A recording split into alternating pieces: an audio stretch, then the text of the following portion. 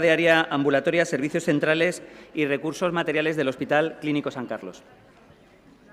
Buenos días, gracias Dani.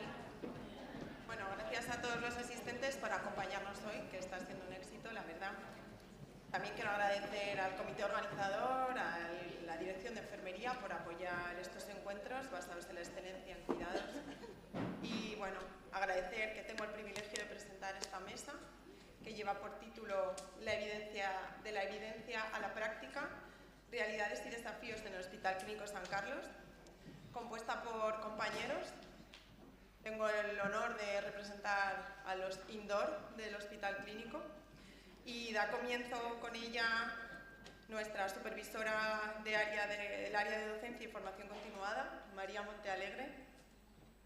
María es doctora en Cuidados en Salud por la Universidad Complutense de Madrid, además de miembro del grupo de implantación de la guía de liderazgo, y nos presenta hoy los resultados de esta guía con el título Guía de liderazgo construyendo equipos. Gracias, María. Gracias a ti, Marina, por la presentación. Lo primero, agradecer a los asistentes que estén presentes en esta jornada y al comité organizador y a la dirección, porque vengo yo a hablar de construyendo equipos y de la guía de liderazgo.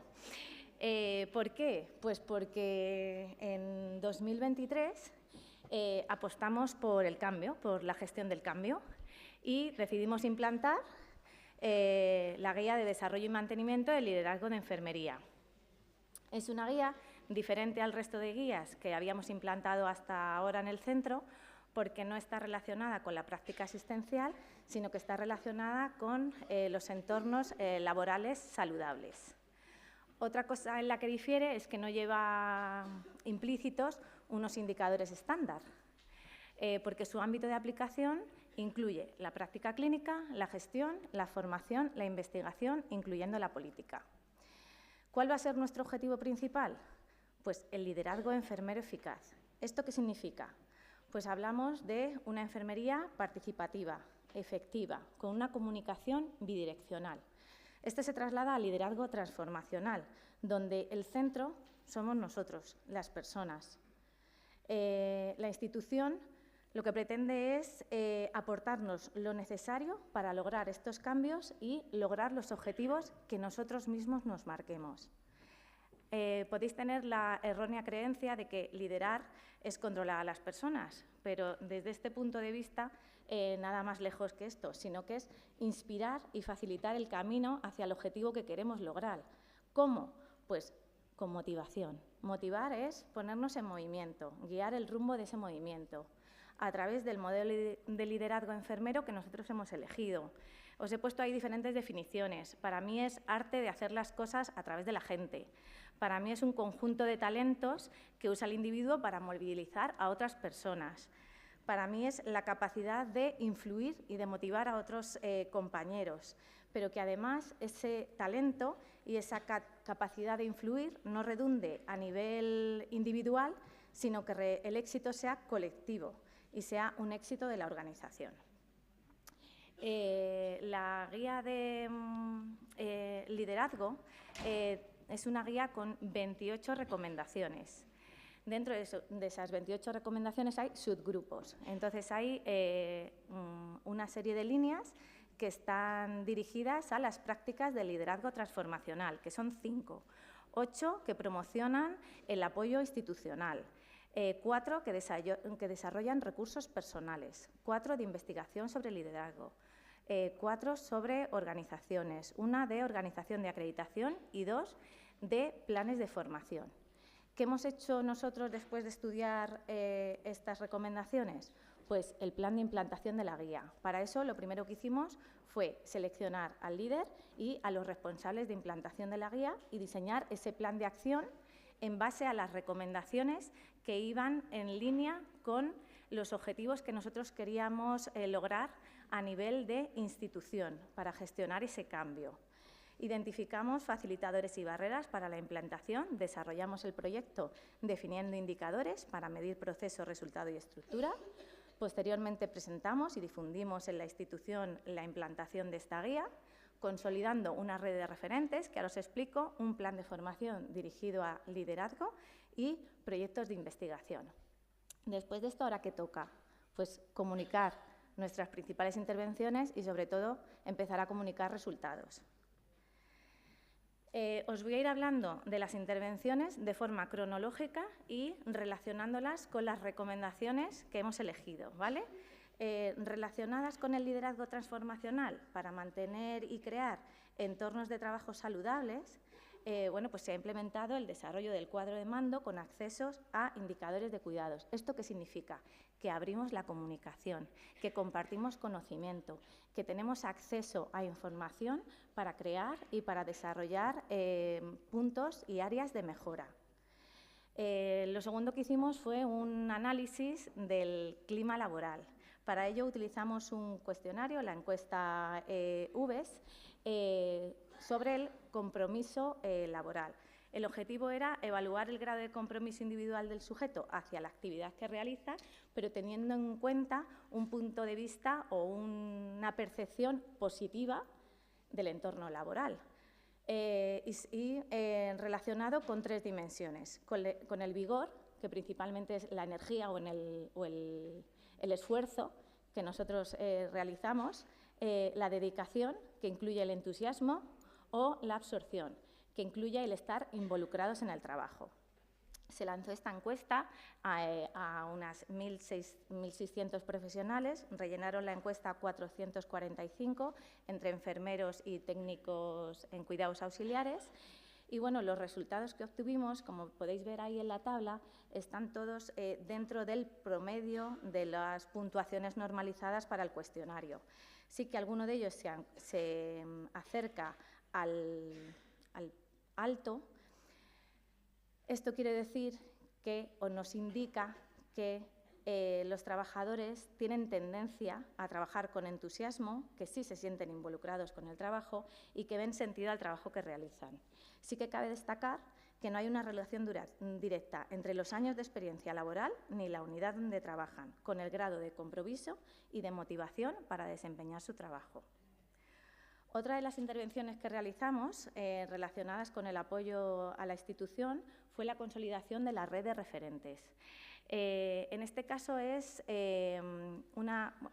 la mayoría de los impulsores que estáis aquí seguramente formáis parte de esta red porque es uno de los principales requisitos, además de una formación específica y conocimientos en metodología e investigación.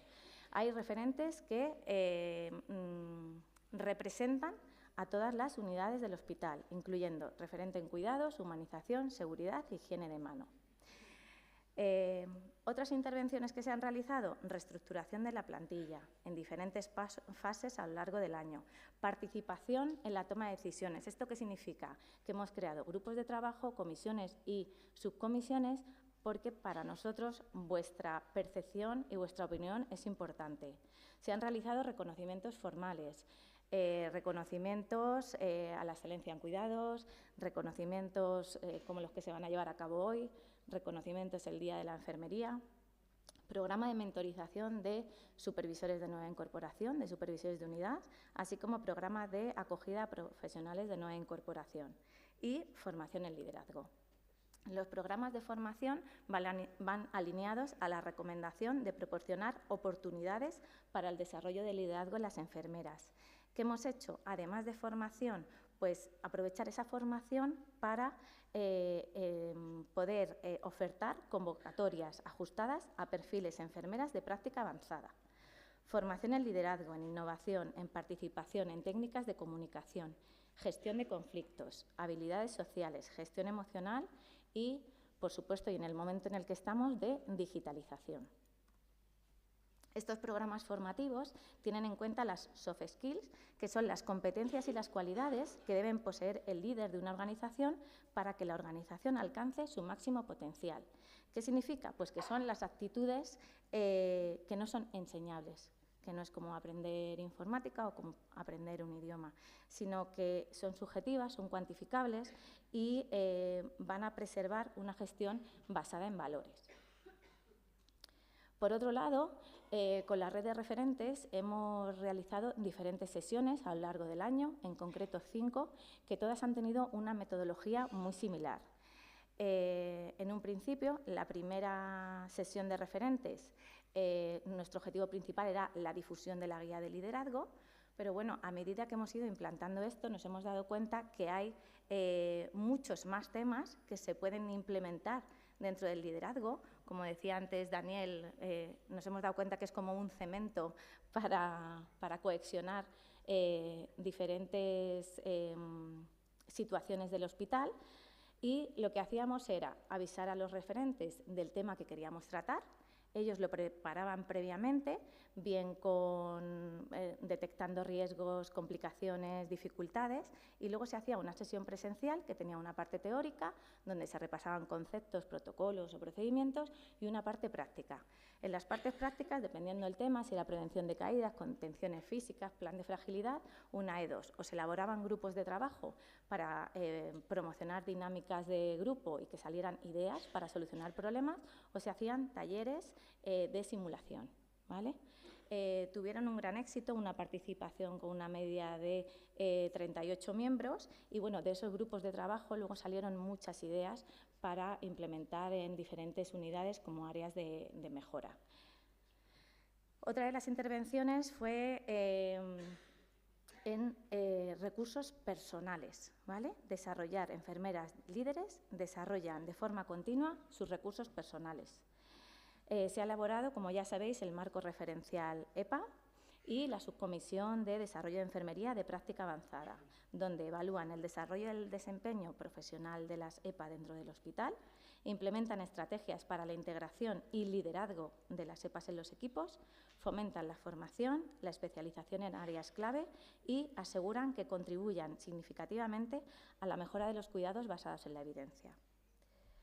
En cuanto a la colaboración con instituciones educativas para guiar la investigación sobre liderazgo, pues se ha definido y se han evaluado indicadores y desarrollo de estudios asociados a la difusión de resultados, evaluación de proyectos formativos sobre liderazgo y estamos promoviendo una actualización continua a través de la implementación de programas de formación y participación en actividades innovadoras.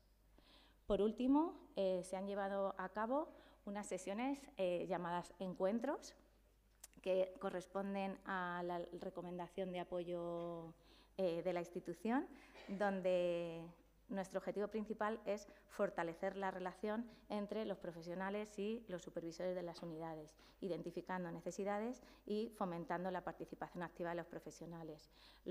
Era una entrevista que no estaba estructurada, pero sí que había tres secciones que teníais que abordar en esa entrevista. Áreas de mejora, necesidades de formación y aportación de la actividad.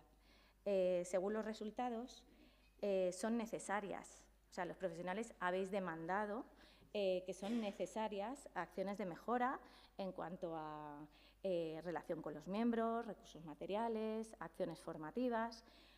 Pero una cosa que hemos notado ha sido el entusiasmo que habéis puesto sintiéndoos parte de la organización. Hemos detectado que compartiendo con vosotros estos encuentros y habiendo este feedback, pues realmente estamos escuchando vuestras necesidades, ¿vale? Esto es una herramienta clave para identificar áreas de mejora encaminadas a la capacitación y al liderazgo enfermero. Yo creo que todos tenemos un talento dentro. Hay gente que tiene muchísimos talentos, ¿vale? Pero bueno, yo creo que una frase que por lo menos me define a mí en cuanto a liderazgo es que los líderes transformacionales no crean seguidores, sino que crean más líderes. Así que os animo a liderar, ¿vale?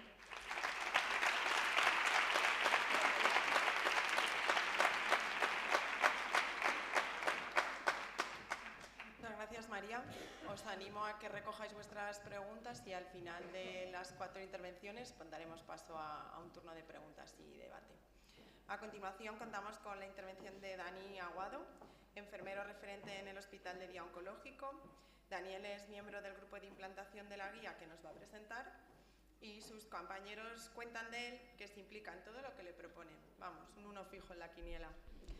Daniel nos presenta la guía de cuidados centrados en la persona, cuidados humanizados. Adelante, Daniel. Gracias. Buenos días. Como han dicho, yo voy a hablar un poco de la guía de cuidados centrados en la persona, un poco a nivel general, en la implantación que esta ha tenido en el hospital en los últimos meses, últimos años. El contexto en el que esta guía se implantó en el hospital es el lanzamiento del segundo plan de humanización de la asistencia sanitaria de la Comunidad de Madrid, del 2022 al 2025, año en el que estamos ahora, y también de la implantación de esta guía en nuestro propio hospital. En todo este contexto, este marco conceptual, surgió la estrategia de visión del Hospital Clínico San Carlos de 2025, en una guía que entre sus pilares fundamentales se encuentran los pacientes, las personas que utilizan nuestro hospital, la participación de las mismas con los profesionales que aquí trabajan, el cambio tecnológico, la flexibilidad, la transparencia. Y para esta guía, sobre todo, son importantes las personas y la participación con los profesionales que aquí trabajan. Yo lo que quiero con esta intervención es que conozcáis un poco cómo ha sido el proceso de implantación de la guía de cuidados centrados en la persona en nuestro hospital y analizar un poco las medidas llevadas a cabo en el proceso de implantación y los resultados que tenemos por ahora. Es una guía que lleva poco, entre comillas, implantada, entonces los resultados van saliendo todavía sobre la marcha.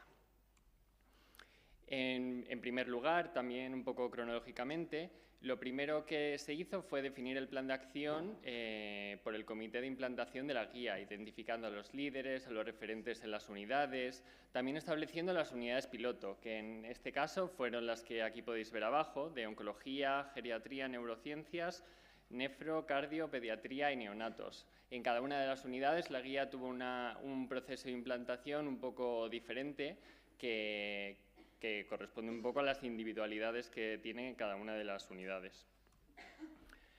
Para conocer la situación basal de la que partíamos antes de implantar esta guía, lo que hicimos fue evaluar el nivel de humanización percibido por los profesionales en el hospital. Para ello se hizo un estudio descriptivo transversal que se hizo en el primer semestre de 2023 a los profesionales que dependían de la dirección de enfermería, es decir, las enfermeras y los técnicos en cuidados. Lo que se medía era el nivel de humanización percibido y otras variables sociodemográficas. Se difundió a todas las profesionales y se obtuvieron un total de 445 encuestas.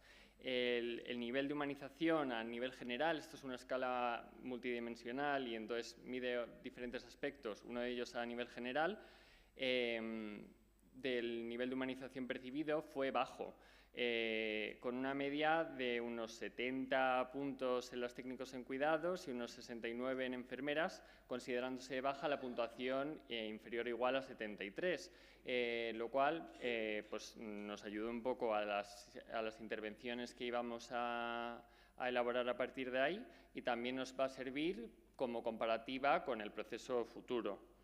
Simultáneamente, también se llevaron a cabo otras actividades, como la elaboración para los profesionales de un decálogo de la buena relación terapéutica que veis a la izquierda y para usuarios como profesionales del díptico que se encuentra del decálogo de humanización a la sanidad. Si trabajáis en el hospital, lo habréis visto por las unidades de enfermería, los controles, los pasillos, las guías de acogida, todo esto un poco de forma simultánea. Otra de las actividades que se han llevado a cabo en la implantación de esta guía fue la creación de un formulario de capacidad percibida para llevar a cabo los cuidados. Este formulario es un formulario autoadministrado por las personas y las familias de personas dependientes sobre qué capacidad sienten ellas mismas para percibir, para llevar a cabo sus propios cuidados, tratándose de uno de los primeros, el primero en el hospital, registro de experiencia de la propia persona o la familia en la historia clínica electrónica. En un primer lugar, se pilotó en las unidades de oncología y geriatría, primero en formato papel, para ver cómo reaccionaban las personas a ella, qué aspectos había que cambiar y demás, y posteriormente se incluyó la historia clínica electrónica, en nuestro caso en Selene.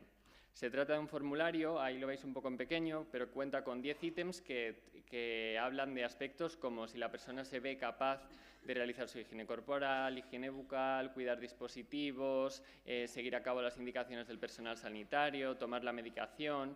Destacar sobre todo que se trata de un cuestionario autoadministrado, o sea, nos ayuda a completar la valoración enfermera que hacemos nosotros como profesionales, pero con la información que nos dan las personas sobre sí mismas, sobre cómo perciben ellas, cómo se perciben para llevar a cabo sus propios cuidados.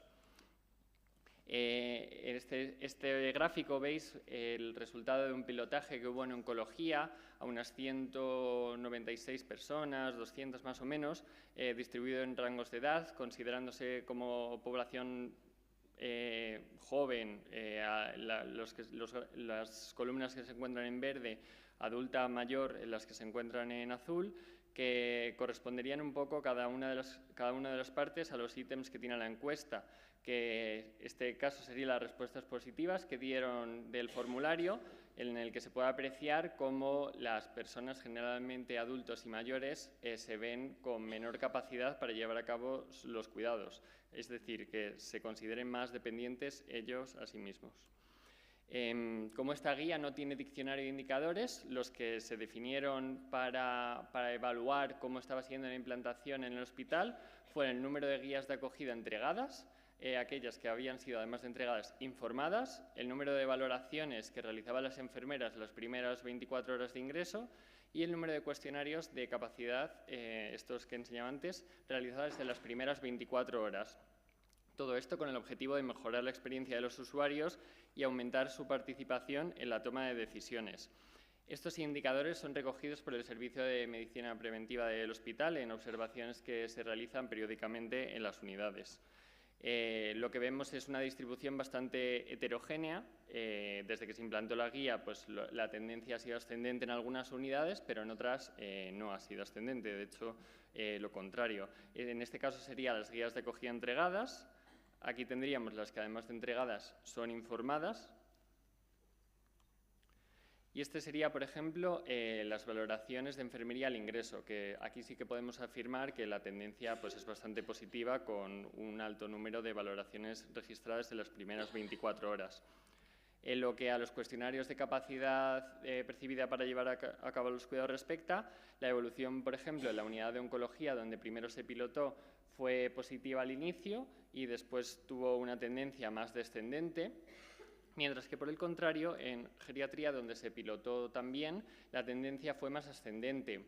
Esto, como han comentado también en la mesa anterior, como han ido comentando mis compañeras, se puede ver a factores como los traslados del personal, movimientos y también cómo se pusieron en marcha. En el caso de oncología, por ejemplo, en la unidad en la que estaba, se comenzó realizando sesiones formativas al personal y los cuestionarios los suministraban tanto las enfermeras como las técnicos en cuidados, y en geriatría empezó en un grupo más pequeño y posteriormente se fue expandiendo. Todo esto se hace entregando a los pacientes y familiares una tablet de la que ellos mismos registran, no somos nosotros las que estamos completando el formulario con los participantes. Además, esta guía también, de estas actividades, se han llevado a cabo otras, como la divulgación científica, en jornadas como el CECBE, en Investen, en ANDE, con diferentes ponencias, comunicaciones, póster. También se realiza una oferta formativa dentro del hospital con diferentes cursos de habilidades de comunicación, habilidades interpersonales en la atención de pacientes y familias, los cursos de impulsores de guías de buenas prácticas. Se produce una difusión del conocimiento, de la evidencia generada en los boletines informativos del hospital. Y todo esto, pues a nivel de futuro, lo que queremos es que se implante esta guía en el resto de unidades, además de las 7 unidades piloto que he comentado anteriormente, que se realice una planificación individualizada de las actividades teniendo en cuenta las peculiaridades de cada una de ellas, incorporar la figura del responsable de humanización y reevaluar, como he dicho, la escala UMAS, el nivel de humanización percibido por los profesionales, cómo ha afectado la implantación de esta guía al nivel de humanización que percibían los profesionales antes de comenzar. Y esto sería todo. Gracias.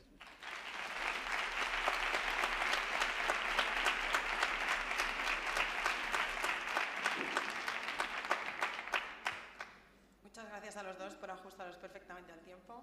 Damos paso a la tercera ponente, Cristina Díaz, enfermera referente de la Unidad de Salud Mental. Está implicada desde el inicio de la implantación de la guía que nos presenta desde el 2021 hasta hace 2 años que pasó a coliderarla. Su compromiso con los cuidados basados en la evidencia se manifiesta por su elevada trayectoria en publicaciones y participación en encuentros científicos como el de hoy. Y hoy nos va a presentar la experiencia de implantación y principales logros en la Unidad de Salud Mental. Adelante, Cristina.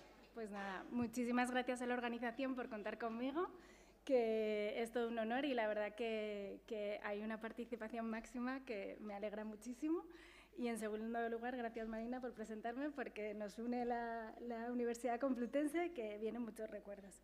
Pues nada, os voy a contar un poco nuestra experiencia en la Unidad de Salud Mental, que es verdad que estamos en esa segunda planta separados del resto del hospital y esta guía es más particularmente nuestra, pero creo que nos interesa a todos. Pues como ya han contado en las anteriores ponencias, en el 2012 se empezaron a impartir los cursos de formación de impulsores. Nuestra unidad se han ido formando muchos impulsores a lo largo de los cursos y en el 2021 nos propusieron liderar la guía de valoración y cuidados del adulto en riesgo de ideación y comportamiento suicida, liderada por nuestro compañero Luis Javier y yo como co-líder, pero la verdad que tuvimos muchísima participación de todos los trabajadores de la unidad y en total lo formamos 15 impulsores, de los que teníamos enfermeras, técnicos en cuidados y terapeutas ocupacionales. Hicimos sucesivas reuniones de equipo, fuimos analizando la guía de valoración de la BPSO y fuimos dándole forma a los indicadores que nos interesaban, aunque en realidad viendo esa guía era algo que llevábamos haciendo desde los antiguos pasillos de la octava, porque son unas recomendaciones que se utilizan en salud mental. En mayo del 2021 pusimos en marcha la guía y una de las recomendaciones que nos indicaban es utilizar una escala validada. Nosotros teníamos una valoración de enfermería que utilizábamos en papel. Posteriormente, con la incorporación a Selene, pues continuamos con esta valoración de enfermería, que la verdad se hace mucho más sencilla, y preguntábamos sobre las ideas de muerte a todos los pacientes que ingresan en nuestra unidad. Entonces, decidimos en el grupo de trabajo seleccionar esta escala. Nos parecía que era una escala sencilla, que estaba validada al castellano y que era bastante rápido de pasar y además iba avanzando en las preguntas que normalmente nosotros preguntamos sobre el deseo. Pues el primer ítem son 6 ítems, las respuestas son dicotómicas y el resultado de riesgo leve, moderado o severo. El primer ítem pregunta sobre el deseo de estar muerto y despertar y dormir y no despertar. Luego vamos preguntando sobre las ideas suicidas con métodos, los intentos con un plan específico y ya preguntar sobre el comportamiento suicida. La podemos encontrar, la escala, en el patrón 7 de autopercepción autoconcepto. Tenemos ahí el icono, nosotros lo tenemos de forma obligatoria, a todos los pacientes que ingresan hay que pasar la escala. La escala la podemos ver en nuestro programa Selene, que este formato, en realidad vamos marcando si los primeros 2 ítems son que no, pues se cierra la escala, nos da el resultado y si no, pues se van abriendo pregunta a pregunta para ir indagando sobre estos pensamientos de los pacientes. Además de la escala de suicidio, la BPSO recomienda que no solo se puede utilizar una escala, que tenemos que tener en cuenta una valoración global de los pacientes, y nosotros en psiquiatría tenemos instaurado un briefing que se realiza de lunes a viernes diariamente con el equipo médico, con la trabajadora social, terapeuta ocupacional y enfermería, en el que además de este riesgo suicida, pues tenemos en cuenta otros factores que consideramos que son bastante importantes en nuestra unidad, como son las alergias, riesgo de caída, riesgo de agresiones, riesgo de autolesiones, que no es lo mismo que riesgo suicida, son esas ideas de autolesionarse por ansiedad, el riesgo de fuga, algún paciente que no quiere ingresar y, bueno, otras cosas más, el huerto terapéutico cuando pueden ir o las salidas acompañadas. Y finalmente se se cuantifica numéricamente con el 1 al 5 según el riesgo que decidimos en consenso todo el equipo multidisciplinar. Aquí podéis ver una imagen del briefing que utilizamos en psiquiatría, qué formato tiene en Selene. Y nada, pues con toda esta información que recopilamos del paciente, el informe de urgencias, el informe del paciente, el informe de sus familiares, que nos dan mucha información, más el briefing, pues pasamos a las recomendaciones de la guía, utilizando las actividades y los indicadores que más se encajaban en nuestra unidad. Gracias a la valoración de enfermería que hacemos, utilizamos el plan de cuidados de enfermería y el diagnóstico enfermero que utilizamos, el riesgo de conductas suicidas, con las intervenciones de prevención del suicidio, manejo de la conducta autolesiva y manejo ambiental seguridad. Es verdad que nuestros pacientes, cuando vienen a la unidad, hacemos un registro de todas sus pertenencias y evitamos objetos peligrosos, pero en general, cuando un paciente tiene en la escala o en la evaluación sale un riesgo elevado o severo de riesgo suicida, pues intentamos tomar unas medidas tomamos otras medidas, que es, por ejemplo, ponerle al paciente cerca del control de enfermería, intentar que siempre esté acompañado, estar más alerta en los momentos en los que la evidencia científica nos demuestra que hay más riesgos, como los cambios de turno por la noche, ¿vale? Pues esas son un poco las medidas en generales que tomamos.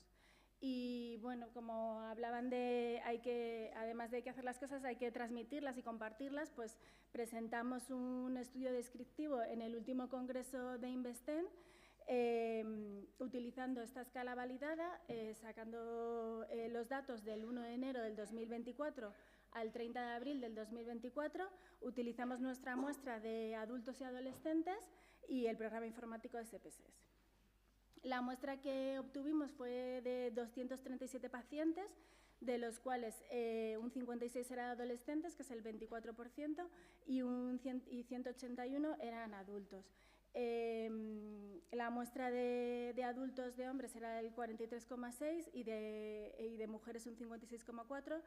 Y, sin embargo, de adolescentes, bueno, pues mencionar que nuestra unidad de adolescentes es muy pequeña, tiene tan solo 6 camas, en las que se dividen en 2 habitaciones, entonces sí es verdad que en cuanto el cuarto paciente es mujer, pues tienen que ingresar mujeres, pero bueno, en general vemos una tendencia a que ingresan más mujeres en nuestra unidad de adolescentes desde el tiempo que llevamos abierto. Analizando la escala por ítems y diferenciándolas entre adultos y adolescentes, pues podemos ver cómo los adultos, un 50,8%, reflejan que han deseado estar muertos o poder dormir y no despertarse. Sin embargo, en los adolescentes tenemos un número bastante elevado, que es un 78,6%. En la siguiente pregunta, que si ha tenido realmente ideas de suicidarse, un 48 adultos, 35 van bajando los adolescentes. En el siguiente ítem, cierto grado de intención de llevarlo a cabo, 18 adultos y 26 adolescentes. Ha pensado en cómo llevarlo a cabo, 22 y el 26 los adolescentes, y bueno, va disminuyendo en las preguntas sobre el detalle de cómo llevarlo a cabo o si ha hecho algo para terminar con su vida. Por otro lado, tenemos la escala según los niveles de riesgos, donde tenemos que los adolescentes sin riesgo es un 19,6%, sin embargo los adultos un 48,5%, riesgo leve de los adolescentes 48, 29 adultos, va bajando en los adultos hasta un severo del 19% y el riesgo moderado es alto en los adolescentes y severo es del 8%. Por otro lado, me planteó Estíbaliz que contásemos un poco lo que hacemos con la guía de prevención de caídas y disminución de las lesiones derivadas en nuestra unidad. Es verdad que nuestros pacientes, por la medicación y por su psicopatología, teníamos un liderazgo tristemente en las caídas, y hemos conseguido, a través de intervenciones que hemos ido haciendo, disminuir el porcentaje de caídas bastante significativo. Hacemos nuestra valoración del riesgo de caídas en en la valoración de enfermería al ingreso. Luego, en el briefing diario, como habéis visto, también tenemos el ítems de caídas y se evalúa el paciente día a día, porque es verdad que día a día puede cambiar. La medicación se habla también con los psiquiatras y se ajusta para intentar evitar, en la medida de lo posible, las caídas. También utilizamos una pegatina en la puerta para indicar los pacientes que tienen más riesgo de caídas. Los cuidados de enfermería van orientados a estos pacientes con mayor riesgo y utilizamos una luz de presencia en la habitación para que estén iluminadas por la noche. Intentamos estar más pendientes de los cambios de turno y intentamos acudir más veces durante la noche para revisar a estos pacientes. Aquí está la escala de valoración de las caídas en el patrón 1, percepción y manejo de la salud. Además, nosotros hemos, gracias a Selene, que la verdad que siempre que planteamos cosas parece sencillo, y bueno, hemos querido poner un checklist para tener estar un poco más alerta de nuestros pacientes, y uno de los indicadores que tenemos es el indicador de caídas. Así podemos hacer, además de hacer el registro y todo, pues de hecho pone importante no olvide hacer el registro de notificación de caídas, pero así nosotros podemos un poco monitorizar todos los efectos adversos que ocurran en la unidad. También las sujeciones y... Este es el formulario de caídas, esta es la luz de presencia que dejamos por la noche, y la pegatina, pues teniendo en cuenta los recursos, pues hemos reutilizado los recursos disponibles, y así tenemos nuestras pegatinas de riesgo de caídas en la puerta del paciente para estar más alerta de los pacientes que tienen riesgo de caídas. Y nada, pues muchas gracias. ¿Salgo de aquí?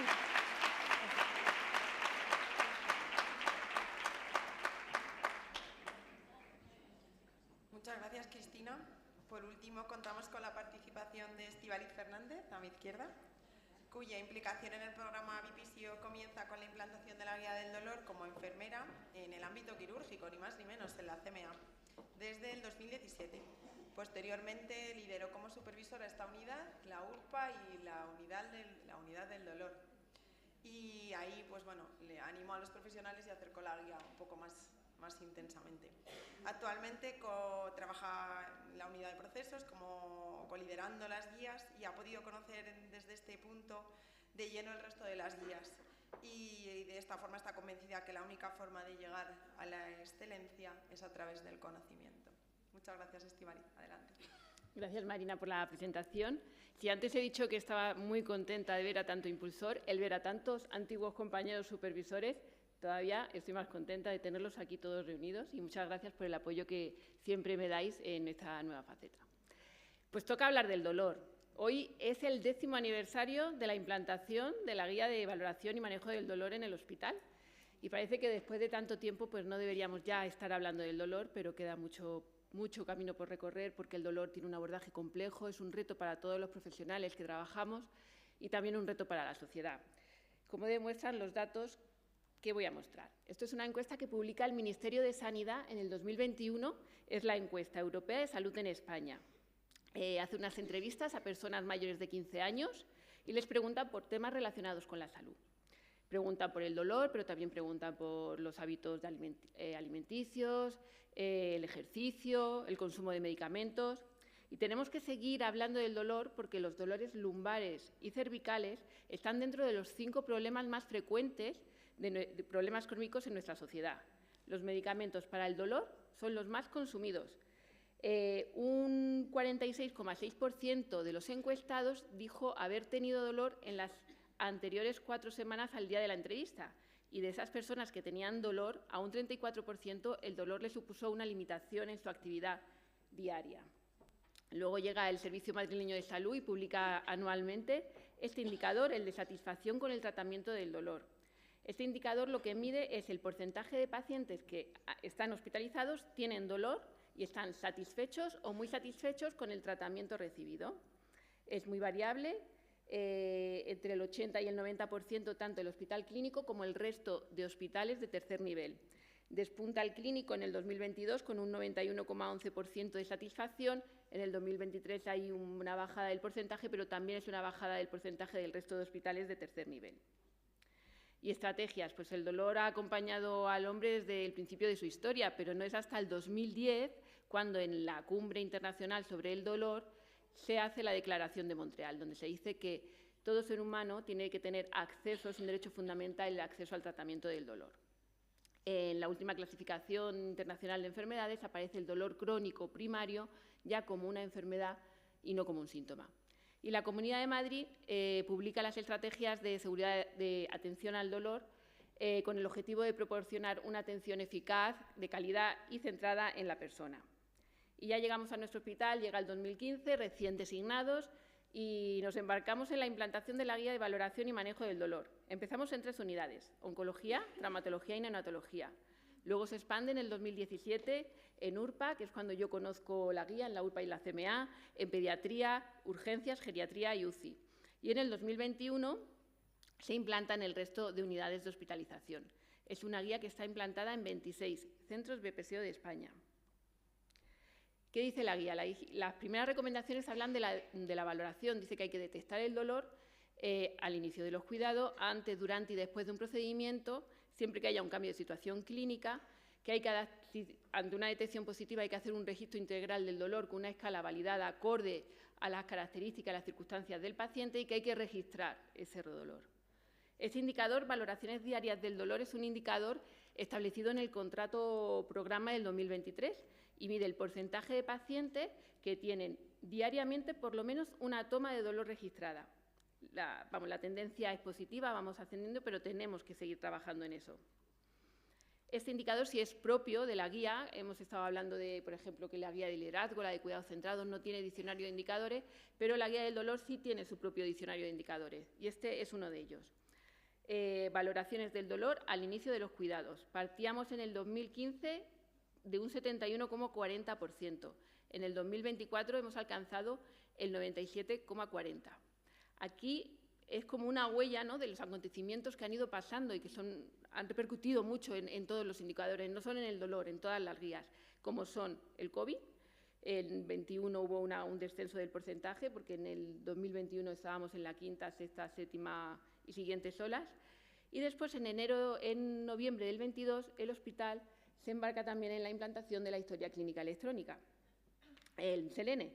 Y el 2023 pues, bajó el porcentaje porque fue un año de adaptación a una nueva forma de registrar, a una nueva forma de trabajar.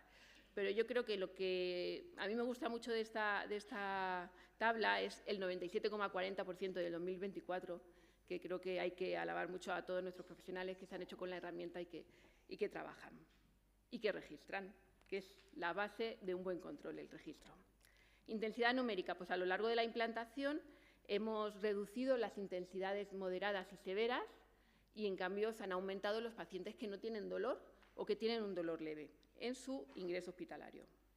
Registros, pues si alguien se acuerda de estas hojas es porque algunos años ya tiene. Yo no las he conocido, a mí me las han contado. No busquéis el dolor porque no aparece. El dolor en los antiguos registros no estaba. Llegó Gacela y ya con Gacela sí aparecieron, ya en el registro de constante ya estaba el dolor, ¿no? Y gracias a las recomendaciones de la guía se incluyó el registro integral del dolor. Y si alguien pensaba que hoy se iba a librar de Selene, pues no, porque Cristina lo recuerda, yo lo recuerdo, Selene siempre está con nosotros y está en el registro de constante, tanto para pediatría como para adultos. Y cuando tiene un EVA o una medición mayor de 0, pues está el registro integral del dolor. Los registros se van actualizando según las necesidades de la guía. Por ejemplo, esta es la última actualización que se hizo, que fue incluir la escala PAINAT, el descriptivo. Esto surgió de las sesiones informativas del dolor y surgió a petición de la unidad de geriatría. Recomendaciones para formar a la paciente y a la familia, ¿no? Pues el servicio de neonatología elaboró el diario del dolor para padres. La unidad de cirugía mayor ambulatoria, a la que yo tengo un cariño especial, a todos los pacientes que se van, se les da un protocolo de analgesia. Otras recomendaciones dicen que la valoración y el tratamiento del dolor tiene que ser una prioridad estratégica de las instituciones, que el dolor tiene que ser abordado por un equipo multidisciplinar y que hay que hacer una transferencia del conocimiento. Tenemos que trabajar con la práctica, pero tenemos que conocer qué evidencia tenemos que trasladar a esa práctica. Acciones como trabajar conjuntamente con la Comisión de Atención del Dolor, el Día Internacional del Dolor, la Dirección de Enfermería, las dos estrategias, tanto para pacientes como para profesionales. Y luego está la difusión de los resultados, importante para los gestores para poder priorizar las intervenciones a tratar y muy importante para todos los profesionales el saber que lo que estamos haciendo da unos resultados, porque a veces hacemos valoraciones, medimos el dolor y no sabemos qué resultados tienen en los pacientes. ¿Cómo hacemos eso? A través de nuestro cuadro de mando, a través de las sesiones informativas en las unidades, que los supervisores saben perfectamente de lo que estoy hablando, y a través de nuestro espacio BPCO de la página, de la intranet de la página de la Dirección de Enfermería. Y ahora, pues ahora acaba de salir la nueva versión de la Guía de Valoración y Manejo del Dolor, la última versión. Está todavía en inglés, estamos esperando un poquito más la traducción, pero acaba de salir. Y trabajamos en dos líneas, en la línea del dolor agudo y en la línea del dolor neuropático periférico. Dolor agudo porque el mayor porcentaje de dolor que tienen nuestros pacientes es de tipo de dolor agudo en nuestro hospital. Las diferencias pues, son muy significativas. Y dentro del tipo de dolor, el dolor quirúrgico también va en aumento, ¿no? Lógicamente, porque el número de intervenciones quirúrgicas a lo largo de estos años ha ido aumentando.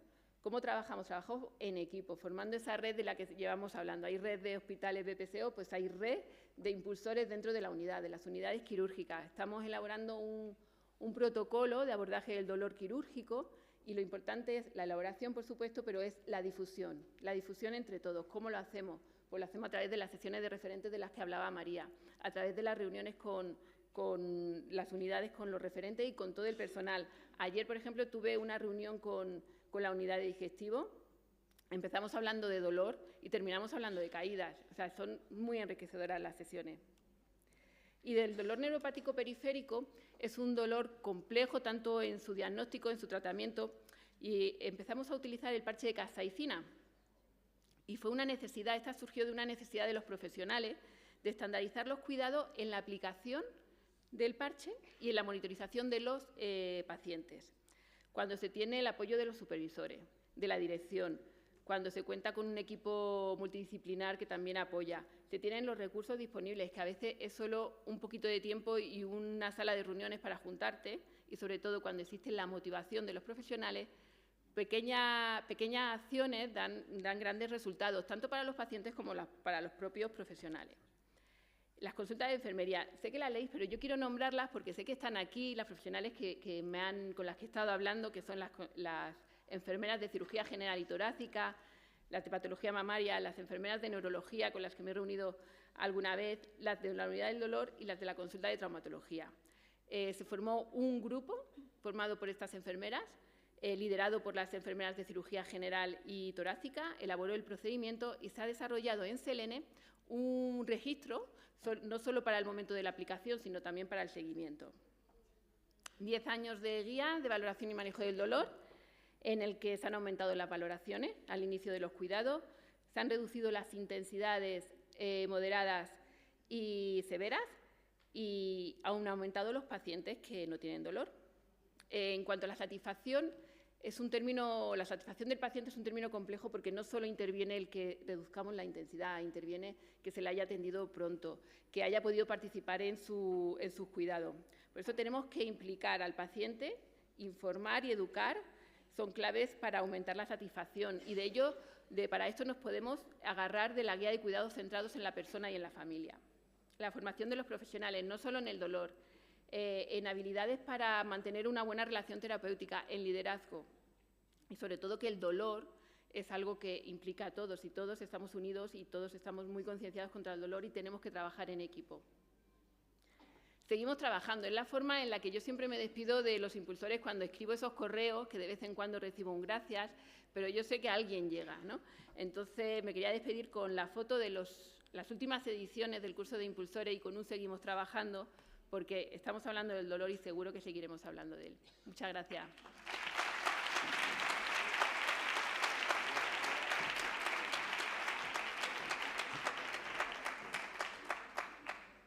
Muchas gracias, Estíbaliz. Gracias a los cuatro y pasamos a ronda de preguntas. Os animo desde el foro a que